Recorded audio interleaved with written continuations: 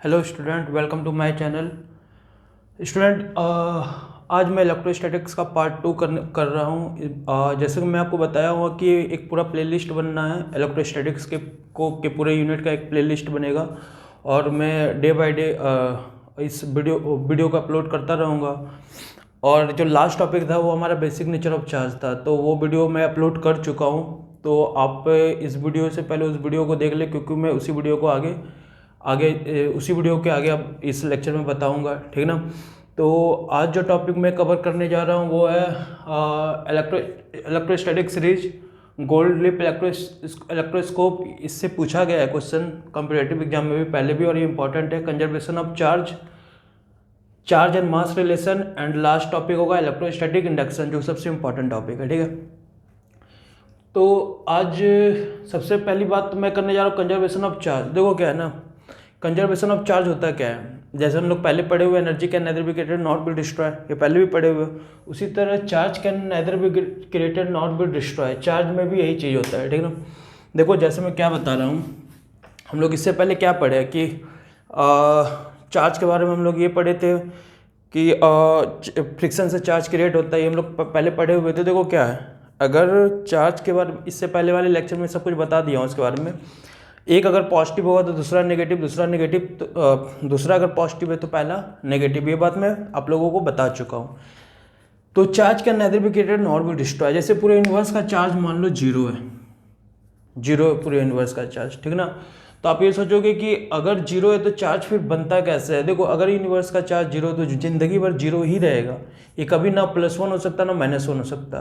तो बात है कि ये फिर आया कैसे, चार्ज आता है कैसे। तो देखो क्या है, अगर कहीं पे भी जैसे चार्ज और फ्रिक्शन की बात करता हूँ, दो चीज़ को, बॉडी ए और बॉडी बी है, इन दोनों को रब किए तो इसमें अगर +5 आता है यूनिट, कोई भी यूनिट मान लो +5 अगर आता है तो यहाँ क्या आएगा -5। तो बताओ ओवरऑल टोटल चार्ज कितना होगा, +-5 जीरो, तो अभी भी तो जीरो है ना, ठीक है। तो चार्ज कहीं पे भी अगर +1 क्रिएट हो रहा है तो कन्फर्म में -1 कहीं ना कहीं क्रिएट हुआ होगा। ऐसा कभी भी नहीं हो सकता कि तुम अकेला +1, आइसोलेटेड पॉजिटिव चार्ज और negative charge can not be possible. Charge always come in pair में आएगा। चार्ज जब भी आएगा वो क्या होगा, पेयर में आएगा, ठीक ना।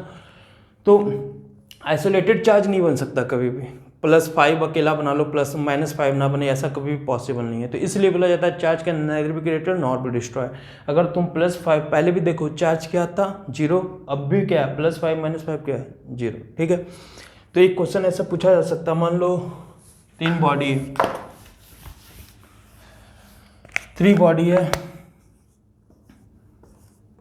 A B C, इसमें +5 कूलम है, इसमें -4 कूलम है, और ये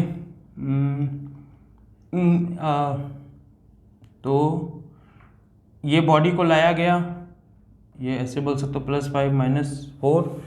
तो क्वेश्चन कैसे बना, इस पर बोल देते हैं 2 कूलम चार्ज, ठीक है ना, क्लियर है।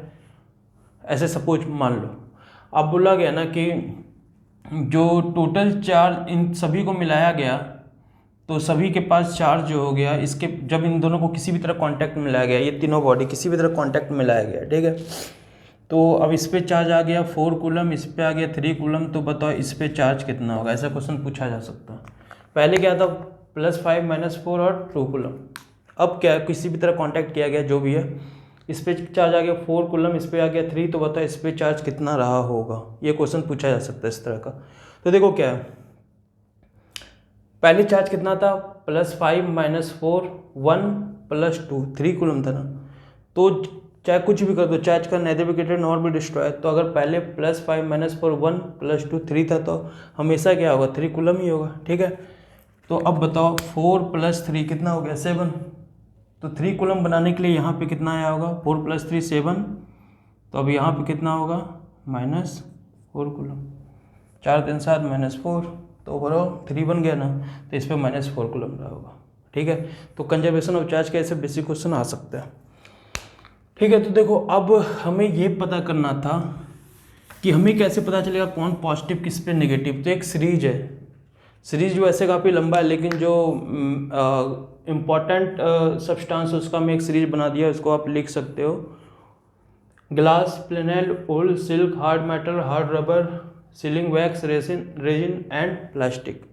तो देखो जब सीरीज में तुम चलोगे ऊपर इस तरफ से, तो जैसे मान लो गिलास और ओल में है ना रब किया गया फ्रिक्शंस के थ्रू, तो गिलास क्या हो जाएगा पॉजिटिव और ये क्या हो जाएगा नेगेटिव चार्ज। अगर बोला गया ओल और हार्ड मेटल में रब किया गया तो बताओ ये कौन सा होगा, तो ये पहले आया ना, तो ये पॉजिटिव और ये नेगेटिव। बोला गया हार्ड मेटल और प्लास्टिक में रब किया गया तो बताओ ये क्या होगा, तो ये पॉजिटिव ये नेगेटिव, क्योंकि बाद में आया हुआ। ठीक है, समझ में आया क्या बोल रहा हूँ मैं। तो इस तरह से चीज़ों को देखा जा सकता है।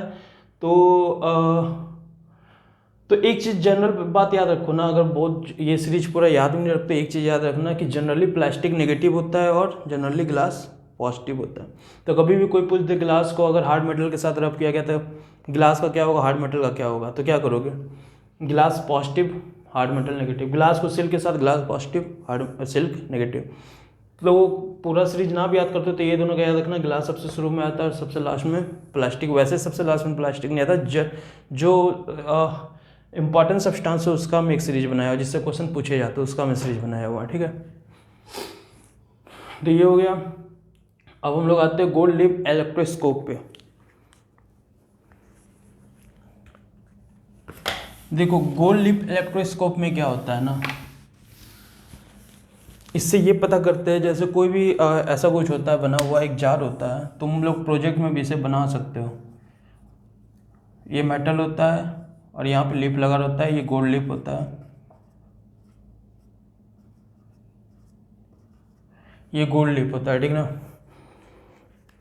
गोल्ड का जनरली यूज इसलिए भी कर देते हैं क्योंकि बहुत ज़्यादा डक्टाइल होता है और ये बहुत ज़्यादा हैवी नहीं होता, तो इस पर ग्रेविटी का बहुत कम वो इफेक्ट होता है, तो रिपल्सन इजीली हो जाता है या अट्रैक्शन इजीली हो जाता है, नहीं तो फिर ग्रेविटी भी अपना वो फोर्स लगा देता है ना, तो ये बहुत हल्का होता है, इसलिए हम लोग गोल्ड लिप को यूज कर देते हैं, ज़्यादा बेटर है ये। ठीक है ना, अब देखो इसमें करते क्या है, ये गोल्ड लिप एक गोल्ड लिप इलेक्ट्रोस्कोप है। अब इसमें देखो क्या है, मेरे को ना कोई भी एक मेटल मान लो, कोई भी एक मेटल मिला जिसके बारे में मेरे को पता नहीं, कुछ भी इसके बारे में मेरे को पता नहीं। ठीक ना, तो अब मेरे को ये कैसे पता चलेगा कि ये इस पे जो मान लो इसको रब किया, अब इस पर कौन सा चार्ज है, पॉजिटिव या नेगेटिव, मेरे को पता नहीं चल रहा है। ठीक है, तो हम क्या करेंगे, सबसे पहले हम एक गिलास रॉड लेंगे, ठीक है। गिलास रॉड को क्या करेंगे कि अभी जैसे मेरे को जिसका सीरीज पता है, गिलास रॉड को सिल्क के साथ रब करेंगे तो कंफर्म गिलास रॉड क्या होगा, पॉजिटिव। ये तो कंफर्म है क्योंकि सीरीज के हिसाब से, क्योंकि गिलास का मुझे सीरीज पता है। तो यहाँ पे ग्लास रॉड को रब करके ग्लास रॉड को यहाँ पर रख दो। यहाँ पे अगर रखोगे तो बताओ ये पॉजिटिव चार्ज क्या होगा, धीरे धीरे नीचे जाएगा और यहाँ पे भी जाएगा, तो ये भी पॉजिटिव हो जाएगा और ये भी पॉजिटिव। ये मेटल का होता है, ठीक है ना, ये रॉड जो दिख रहा है, तो ये पॉजिटिव होगा तो बताओ यहाँ पे क्या आ जाएगा, रिपल्सन आएगा, एक रिपल्सन आएगा और ये लिप क्या होगा, ऐसे डिफ्लेक्ट करेगा। ठीक ना, तो अब जैसे मेरे को इसका तो पता, अब इस मेटल के बारे में मेरे को कुछ भी नहीं पता था। ठीक ना, इस मेटल के बारे में मेरे को कुछ भी नहीं पता था कि इस पर पॉजिटिव चार्ज है कि नेगेटिव चार्ज है, मेरे को इसके बारे में कुछ भी नहीं पता था। ठीक ना, अब क्वेश्चन इस तरह से पूछा जा सकता है, जैसे देखो इसी तरह का कंडीशन दे देगा कि प्लास्टिक से रब करके टच किए तो वो रिपल्सन किया या कुछ भी, तो अभी हम ग्लास के थ्रू कर रहे हैं तो ये रिपल्सन किया ग्लास के थ्रू। अब हम इस मेटल को यहाँ पे, अब इस मेटल को जो जिसका मुझे पता नहीं है कि इस पर चार्ज कितना है, यहाँ पे टच करते हैं। अगर इस मेटल के यहाँ टच करोगे, अगर इस मेटल पे भी पॉजिटिव चार्ज पहले था जो कि मुझे नहीं पता था कि इस पर पॉजिटिव है, तो अगर पॉजिटिव चार्ज होगा तो बताइए पॉजिटिव जाएगा तो और पॉजिटिव बढ़ा देगा तो रिपल्सन और ज़्यादा होगा तो डिफ्लेक्शन, ये एंगल क्या हो जाएगा, इंक्रीज। अगर ये एंगल इंक्रीज हुआ तो इसका मतलब क्या था कि ये मेटल पे जो चार्ज था वो क्या था, पॉजिटिव था। ठीक है, अगर ये इस पर नेगेटिव चार्ज होता तो ये बताओ ओवरऑल चार्ज को क्या कर देता, कम, पॉजिटिव नेगेटिव क्या हो जाता है, कम हो जाएगा, तो ये क्या हो जाएगा, डिफ्लेक्शन जो इंक्रीज करने की जगह क्या हो जाएगा, ये डिफ्लेक्शन डिक्रीज कर जाएगा ना ये डिफ्लेक्शन। तो मेरे को पता चल जाएगा इस पर कौन सा चार्ज था, नेगेटिव। तो इस तरह से हम लोग चार्ज देख सकते हैं किसी भी बॉडी पे पॉजिटिव है कि नेगेटिव। तो हाँ, ये इलेक्ट्रोस्कोप इस तरह से काम करता है। क्लियर है? ठीक है, तो ये टॉपिक इलेक्ट्रोस्कोप का था। इसके बाद हम लोग चार्ज एंड मास रिलेशन पे आते हैं। देखो चार्ज एंड मास रिलेशन क्या है, चार्ज जो है, मास जो होता है m = m0 1 - v² / c² होता है, ये रिलेटिविस्टिक इक्वेशन पढ़े हुए हो। तो देखो ये जो इक्वेशन ये पहले बहुत ज़्यादा यूज नहीं हुआ +1 में, क्योंकि वहाँ पे कोई भी बॉडी कोई भी बॉडी की स्पीड जो देखो ये जो भी है बहुत ज़्यादा नहीं होती थी। ये इक्वेशन तब कम आएगा जब भी की वैल्यू क्या हो, स्पीड ऑफ लाइट के आसपास हो, ठीक है। तो अभी तक इसलिए काम नहीं आया क्योंकि देखो एक कार का मास बहुत ज़्यादा होता है तो उसमें बहुत ज़्यादा फोर्स लगाओगे तो जाके ये स्पीड गेन कर पाएगा। लेकिन एक इलेक्ट्रॉन अगर लेते हो उसका मास कितना होता है 9.1 × 10⁻³ kg। एक बात बताओ, इस पर अगर 1 न्यूटन फोर्स भी लगेगा तो इसका एक्सेलेरेशन बता सकते हो कितना होगा। F = क्या होता है, मास इंटू एक्सेलेरेशन। तो फोर्स 1 न्यूटन है तो ये देख लो क्या होगा 9.1 × 10⁻³ एक्सेलेरेशन। तो अराउंड 10⁻, इसको सॉल्व ऊपर करोगे तो 10 अराउंड +30 के अराउंड आ जाएगा। 9.1 को ऐसे सॉल्व करोगे तो इतना ज़्यादा एक्सेलेरेशन हो जाएगा, तो उसकी स्पीड लाइट के आसपास तो हो जाएगी ना। समझ में मैं क्या बोल रहा हूँ। तो उस समय ये इक्वेशन काम आता है। अब देखो क्या ना, किसी भी चार्ज का जो मास है वो चेंज हो सकता है, वो वेलोसिटी पर डिपेंड करता है, ठीक है। कार में क्यों नहीं होता था, क्योंकि इतने स्पीड पर हम लोग कभी जाते ही नहीं लाइट के स्पीड में। तो मास जो एक ऐसा कैरेक्टरिस्टिक्स है जो वेलोसिटी पर डिपेंड करता है, ठीक है। मास एक ऐसा कैरेक्टरिस्टिक्स है जो वेलोसिटी पर डिपेंड करता है, लेकिन charge never depend on velocity, ये कभी भी वेलोसिटी पर डिपेंड नहीं करता। तो ये याद रखना, मास और चार्ज में डिफरेंस है। चार्ज जो है वेलोसिटी, कितना ज़्यादा वेलोसिटी क्यों ना हो चार्ज का, उसका चार्ज की वैल्यू नहीं बदल सकती, मास की वैल्यू इंक्रीज हो सकती है। क्योंकि वेलोसिटी बढ़ेगा तो ये टर्म्स क्या होगा, बढ़ेगा, ये टर्म बढ़ेगा तो ये घटेगा तो ओवरऑल ये मास, ये घटेगा, नीचे वाला घटेगा तो ओवरऑल पूरा मास बढ़ेगा, ठीक है। क्लियर है। और दूसरी बात देखो क्या है, अगर कोई पूछा जाएगा कि देखो एक न्यूट्रल बॉडी है, एक है नेगेटिव और एक है पॉजिटिव, तो बोलेगा सबसे हैवी कौन, तो देखो क्या है ना, लॉजिकली पूछेगा इसकी सबसे हैवी कौन, प्रैक्टिकली पता नहीं चलता। तुमको ऐसा लगा है क्या कि अगर किसी एक जैसे ये इसको रब किए, इस पर अगर एक इलेक्ट्रॉन आ गया तो ये हैवी हो जाता है क्या? नहीं, प्रैक्टिकली नहीं होता, लॉजिकली देखो कैसे होगा। नेगेटिव चार्ज बनता कैसे, एक इलेक्ट्रॉन के आने से, ये इस लास्ट लेक्चर में बताया हूँ, उसको एक बार देख लेना। पॉजिटिव चार्ज कैसे बनता है, एक इलेक्ट्रॉन के जाने से। एक प्रोटॉन के आने से कभी पॉजिटिव चार्ज नहीं बनता, ये मैं पहले बता दिया हूँ, क्योंकि प्रोटॉन बहुत हैवी होता है, उसकी मोबिलिटी बहुत कम होती है। इलेक्ट्रॉन बहुत हल्का होता है, इसकी मोबिलिटी बहुत ज़्यादा होती है। न्यूट्रल बॉडी में ना इलेक्ट्रॉन आया ना प्रोटॉन आया, तो बताओ इस पर अगर एक इलेक्ट्रॉन आया, न्यूट्रल बॉडी में ना प्रोटॉन आया ना इलेक्ट्रॉन आया ना गया, इससे एक इलेक्ट्रॉन निकला, इसमें एक इलेक्ट्रॉन ऐड हुआ, तो बताओ सबसे हैवी कौन होगा? नेगेटिव, क्योंकि इसमें एक इलेक्ट्रॉन इससे ज़्यादा है, ठीक है। तो सबसे हैवी कौन होगा? मास ऑफ इलेक्ट्रॉन सबसे ज़्यादा, मास ऑफ नेगेटिव चार्ज सबसे ज़्यादा, फिर मास ऑफ न्यूट्रल, फिर मास ऑफ पॉजिटिव, क्योंकि इससे एक इलेक्ट्रॉन निकला है, ठीक है। अब हम लोग आते हैं इलेक्ट्रोस्टैटिक इंडक्शन पे। अब हम लोग आते हैं इलेक्ट्रोस्टैटिक इंडक्शन पे, ठीक है।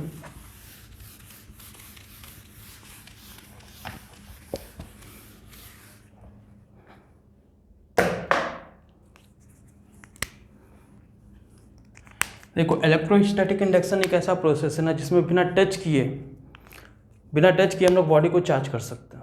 जैसे कभी सोचे हो, देखो क्या है, हम लोग बोलते हैं charge opposite charge attract each other and same charge opposite charge attract each other, same charge repel each other, इस तरह बोलते हैं ना। तो एक बात बताओ, ग्लास रॉड्स को जब रब करते हो बाल में तो वो कागज़ को कैसे खींच लेता है, जबकि जो वो पेपर था वो तो न्यूट्रल था, फिर कैसे खींच लेता है? कभी सोचो इसके बारे में। तो देखो क्या होता है, ये इंडक्शन की प्रॉपर्टी है। कैसे आप बताता हूँ, मान लो कोई भी एक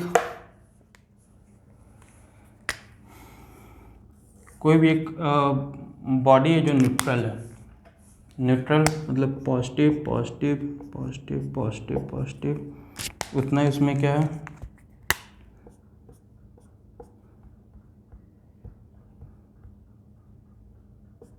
बताइए न्यूट्रल बॉडी है, क्योंकि इसमें जितने पॉजिटिव उतने क्या है नेगेटिव, तो ये न्यूट्रल बॉडी है, ठीक है। अब देखो मेरे को ना अगर इसको चार्ज करना हो तो क्या करेंगे, अब इसको चार्ज करना, ये पहला डायग्राम है, ठीक है। अब इसको चार्ज करने के लिए देखो हम लोग क्या करते हैं, ये चार्ज वाला इंडक्शन है, ये एक ऐसा मेथड है जिसमें बिना टच किए हम बॉडी को चार्ज कर सकते हैं, ठीक है। अब देखो क्या करना है इसमें, यहाँ पे ग्लास रॉड लो, अगर तुम्हें पॉजिटिव करना है, अगर इसे पॉजिटिव चार्ज करना है तो यहाँ पर नेगेटिव लो, तो देखो नेगेटिव लाया, इसको पॉजिटिव चार्ज अगर करना है तो देखो इससे क्या होगा, नेगेटिव पूरे पॉजिटिव को, ये जो पॉजिटिव था उसको अपनी तरफ खींच लेगा, पॉजिटिव को क्या करेगा, अपनी ओर खींच लेगा, और नेगेटिव किधर चला जाएगा इसका, उधर। ये पता चला कैसे किया, ये जो नेगेटिव चार्ज है पॉजिटिव को अपनी ओर खींच लेगा, तो पॉजिटिव इस साइड आ जाएगा और ये नेगेटिव को रिपेल करेगा, तो उधर क्या चला जाएगा, नेगेटिव चार्ज। क्लियर है, ये नेगेटिव चार्ज हो जाएगा। तो ये डायग्राम बना। अब देखो इसको हम लोग बाउंड चार्ज बोलते हैं, क्योंकि ये नेगेटिव चार्ज को पकड़ के रखा है, ये नेगेटिव चार्ज पॉजिटिव को पकड़ के रखा है। लेकिन अब ये नेगेटिव क्या चाहता है, ये बाहर निकलना चाह रहा है ना, नेगेटिव चार्ज, ये नेगेटिव बाहर निकलना चाह रहा है, लेकिन निकल नहीं सकता, क्योंकि बाहर क्या है, एयर, और एयर क्या होता है, इंसुलेटर, और चार्ज इंसुलेटर में चल नहीं सकता। ठीक है, तो अब तीसरा स्टेप क्या करते हैं हम लोग, थर्ड स्टेप में देखो क्या है,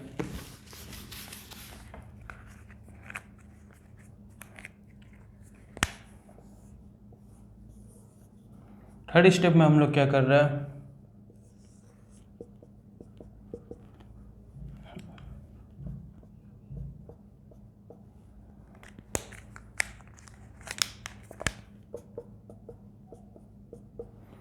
जैसे ये है, थर्ड स्टेप में हम लोग क्या करते हैं, इसको अर्थिंग कर देंगे, ये वाले को क्या कर देंगे हम लोग, अर्थिंग कर देंगे, इसको अर्थ कर दिए, सिंबल होता है अर्थ का। ठीक है, इसको अगर अर्थ कर दिए तो देखो अब होगा क्या, अर्थिंग करने से, अर्थ क्या बहुत बड़ा न्यूट्रल है, ये बात तो पता है सभी को, अर्थ बहुत बड़ा क्या है, न्यूट्रल है। ठीक है, अर्थिंग करने से क्या होगा, ये अर्थ बहुत बड़ा न्यूट्रल है और ये नेगेटिव चार्ज है। ठीक है, तो ये नेगेटिव चार्ज क्या होगा, अर्थ की तरफ जाना स्टार्ट कर देगा, क्योंकि नेगेटिव चार्ज किधर से किधर फ्लो करता है, लो टू हाई पोटेंशियल। तो बताइए यहाँ पे पोटेंशियल नेगेटिव है तो कम होगा, और नीचे क्या है, न्यूट्रल, तो जीरो। तो नेगेटिव, जीरो नेगेटिव से बड़ा होता है ना, नेगेटिव चार्ज हमेशा लो टू हाई पोटेंशियल जाता है, तो ये इलेक्ट्रॉन क्या हो जाएगा, इधर जाना स्टार्ट कर देगा। आई बात समझ में, इलेक्ट्रॉन क्या होगा, यहाँ जाना स्टार्ट कर देगा, इधर जो है इलेक्ट्रॉन नेगेटिव जाएगा, तो पूरा का पूरा इलेक्ट्रॉन क्या हो जाएगा, अर्थ के अंदर चला जाएगा। ठीक है, अर्थ के अंदर अगर चला गया पूरा का पूरा इलेक्ट्रॉन, अच्छा तो बोलोगे पॉजिटिव भी चला जाना चाहिए, पॉजिटिव देखो क्यों नहीं जाता है ना, क्योंकि ये बाउंड है, ये नेगेटिव पॉजिटिव को क्या किया, वो बाउंड, तो इसलिए पूरा का पूरा इलेक्ट्रॉन इधर चला जाता है, लेकिन पॉजिटिव यहीं पर रहता है। ठीक है ना। अब चौथे स्टेप में क्या होगा, अब देखो चौथे स्टेप में क्या होता है ना, ये करने के बाद ये तो नेगेटिव निकल चुका। अच्छा देखो अभी तक जब तक तुम ये नहीं लगाए थे, ये चार्ज नहीं था, ये पोलराइज हो गया था। पोलराइज का मतलब एक इधर पोलर पॉजिटिव, एक इधर नेगेटिव, लेकिन अर्थ लगाने के बाद ये नेगेटिव जब चला गया, तो अब बताओ ये अर्थिंग को भी हटा दो, इस रॉड को भी हटा दो, तो इसके पास कौन सा चार्ज बच रहा, पॉजिटिव चार्ज रहा ना, इसके बाद कौन सा चार्ज रहा, पॉजिटिव चार्ज रहा। ठीक है, तो ये क्या बन गया, पॉजिटिव, बिना टच किए ये बन गया। जैसे इसको भी हटा दिए, इसके भी हटा दिए, तो बताओ ये पॉजिटिव रहेगा। मान लो अगर यहाँ रॉड लगा रहता तो पॉजिटिव इधर होता, रॉड को भी हटा दोगे तो पॉजिटिव बीच में चला जाएगा ना, तो इसको हम लोग चार्ज बाय इंडक्शन बोलते हैं। अगर तुम्हें इसे नेगेटिव करना होता तो यहाँ पे क्या लगा देते हैं, पॉजिटिव। अगर इधर पॉजिटिव लगाते तो इधर क्या आ जाता, नेगेटिव, तो नेगेटिव क्या बन जाता, बाउंड चार्ज, और ये पॉजिटिव क्या बन जाता, जो कि अर्थ। अब देखो पॉजिटिव अर्थ के अंदर नहीं जाएगा, पॉजिटिव अर्थ के अंदर नहीं जाएगा, क्योंकि हम तुम्हें बताया हुआ पॉजिटिव मूव नहीं कर सकता, पॉजिटिव मूव नहीं कर सकता। ठीक है, तो अब क्या होगा, क्योंकि प्रोटॉन बहुत हैवी होता है, ये बात बताए हुए, तो अब देखो क्या होगा, इलेक्ट्रॉन ऊपर आएगा, नॉट कि पॉजिटिव चार्ज नीचे जाएगा, क्योंकि मोबिलिटी पॉजिटिव का बहुत कम होता है। तो इलेक्ट्रॉन ऊपर आके एक पॉजिटिव को के साथ नेगेटिव मिलेगा, तो ये क्या बन जाएगा, न्यूट्रल। ये भी क्या हो जाएगा, न्यूट्रल, ये भी न्यूट्रल, ये भी न्यूट्रल। अभी भी देखो जो इलेक्ट्रॉन लो टू हाई जा रहा है, क्योंकि ये जीरो और यहाँ पॉजिटिव था, तो इसके कारण इसका पोटेंशियल हाई है, तो ये लो टू हाई जा रहा है। समझ में आया? तो इस तरह से चार्ज बाय इंडक्शन है। तो ये बहुत इंपॉर्टेंट टॉपिक है चार्ज बाय इंडक्शन जो है। ठीक है, तो बेसिक नेचर ऑफ चार्ज तो आज हम पिछले 2 लेक्चर में कवर हो चुका है। ठीक है, तो आगे जो हम लोग पढ़ेंगे वो है कूलम्स लॉ। तो हम नेक्स्ट टॉपिक में कूलम्स लॉ पढ़ेंगे। ठीक है, वो बहुत इंपॉर्टेंट टॉपिक है कूलम्स लॉ, और वहाँ से ही हम लोग को स्टार्ट करेंगे न्यूमेरिकल पार्ट, सभी कुछ उधर से ही आएगा। ठीक है ना। तो आज अभी के लिए इस टॉपिक पार्ट 2 के लिए आज इतना ही टॉपिक है। इसके बाद हम लोग फर्दर कूलम्स लॉ पढ़ेंगे। मैं पूरा सीरीज बना रहा हूँ इलेक्ट्रोस्टैट का, इसलिए फर्दर वीडियो के लिए आप सब्सक्राइब करो, बेल आइकन दबा देना, जिससे कि आपको वीडियो का नोटिफिकेशन आपको मिल जाएगा। Okay, thank you.